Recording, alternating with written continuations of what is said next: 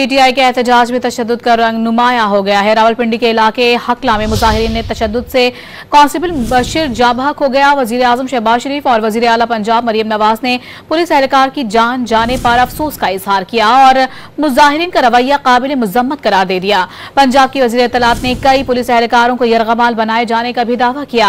तर्जुमान Islamabad police के मुताबिक मुजाहिरीन के तशद्दुद से अब तक पंजाब पुलिस के 70 एहलकार जख्मी हुए।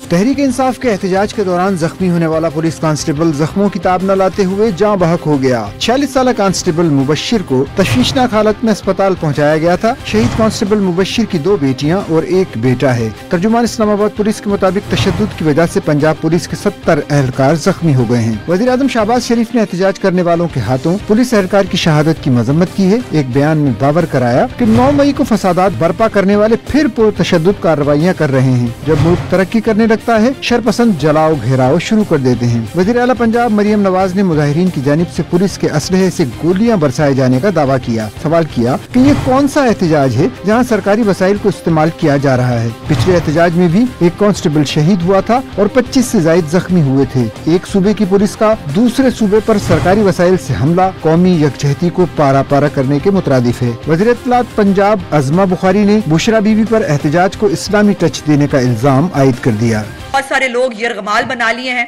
और बहुत सारी फुटेजेस भी हमारे पास मौजूद हैं जिसके अंदर ये पुलिस एहलकारों को यरगमाल बना के भी बैठे हुए हैं।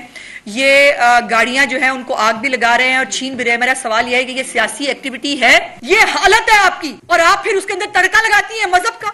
आप उकसा रही हैं लोगों को। ये 9 मई पार्ट 2 चाहते हैं और उस 9 मई पार्ट 2 की तैयारी हो रही है। इनको लाशें चाहिए।